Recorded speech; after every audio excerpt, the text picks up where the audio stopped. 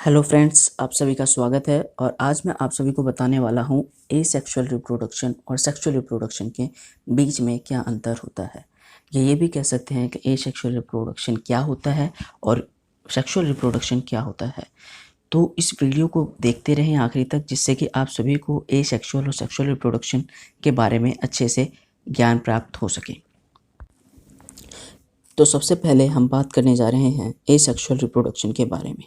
तो asexual reproduction क्या होता है? जैसे कि अपना नाम ये खुद बताता है, एसेक्सुअल मतलब कि एक ऐसा रिप्रोडक्शन का प्रोसेस जिसके अंदर एक पेरेंट इन्वॉल्व हो, यानी कि यूनि पेरेंटल प्रोसेस। यानी कि एसेक्सुअल रिप्रोडक्शन वो रिप्रोडक्शन होते हैं जिनके अंदर सिर्फ और सिर्फ एक सिंगल पेरेंट इन्वॉल्व होता है और वही पेरेंट जो है अपने अगली जनरेशन को रिप्रोड्यूस करता है। और एक बात और एसेक्सुअल रिप्रोडक्शन के बारे में कि एसेक्सुअल रिप्रोडक्शन एक यूनिपेरेंटल प्रोसेस है, तो इसके अंदर फर्टिलाइजेशन नहीं होता। और जब फर्टिलाइजेशन ही नहीं होता तो गैमेट फॉर्मेशन होने की कोई बात ही नहीं उठती।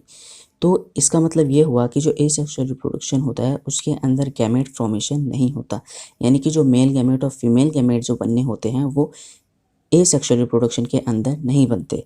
लेकिन अगर हम बात करें इसके बारे में तो इसके अंदर फर्टिलाइजेशन भी नहीं होता। जैसे कि मैंने आपको बताया कि एसेक्सुअल रिप्रोडक्शन के अंदर अगर गैमेट ही नहीं बनेंगे तो फर्टिलाइजेशन भी नहीं होगा। और इसके अंदर जो है जो सोमैटिक सेल्स होते हैं वो एक रिप्रोडक्टिव यूनिट की तरह काम करते हैं, जो सोमैटिक सेल्स होते हैं। और अगर बात करें क्रोमोसोम्स के बारे में तो जो क्रोमोसोम्स होते हैं एसेक्सुअल रिप्रोडक्शन के अंदर इनमें डिप्लॉयड होते हैं। मतलब कि जो क्रोमोसोम्स होते हैं एसेक्सुअल रिप्रोडक्शन के अंदर ये throughout the process diploid chromosomes होते हैं। जो एसेक्सुअल रिप्रोडक्शन होता है वो काफ़ी फास्ट होता है, यानी कि जो इसके अंदर जो रिप्रोडक्शन होता है, रिप्रोडक्शन का जो प्रोसेस होता है वो काफ़ी रैपिड होता है, काफ़ी फास्टर होता है। और जो एसेक्सुअल रिप्रोडक्शन के अंदर जो है हमें किसी भी रिप्रोडक्टिव ऑर्गन की ज़रूरत नहीं होती है। तो ये कुछ बातें थी एसेक्सुअल रिप्रोडक्शन के बारे में। अब मैं आप सभी को बताने वाला हूँ सेक्सुअल रिप्रोडक्शन के बारे में कि जो सेक्सुअल रिप्रोडक्शन होता है वो आखिर क्या होता है।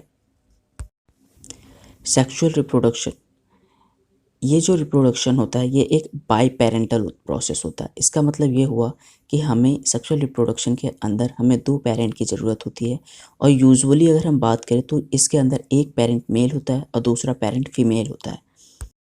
सेक्सुअल रिप्रोडक्शन के अंदर जो है मेल और फीमेल गैमेट का फॉर्मेशन होता है। अगर मेल और फीमेल गैमेट का फॉर्मेशन होता है तो ऑब्वियस सी बात है कि जो फर्टिलाइजेशन है यहाँ पे होगा, यानी कि मेल और फीमेल जो हैं इस प्रोसेस के अंदर ज़रूरी होते हैं। और इसके अंदर जो मेल और फीमेल गैमेट्स होते हैं वो भी बनते हैं।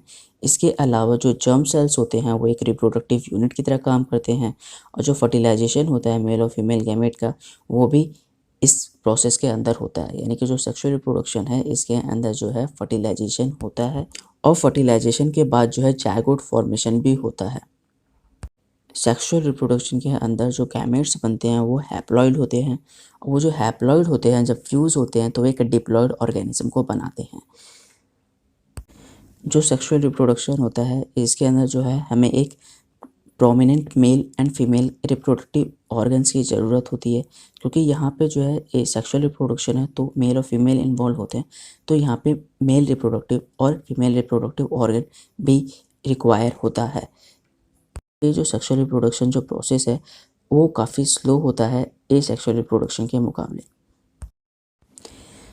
तो ये कुछ बातें थी एसेक्सुअल रिप्रोडक्शन और सेक्सुअल रिप्रोडक्शन के बारे में। तो मुझे उम्मीद है कि आपको समझ में आ गया होगा कि आखिर एसेक्सुअल रिप्रोडक्शन होता क्या है और सेक्सुअल रिप्रोडक्शन क्या होता है। Thank you so much for watching this video.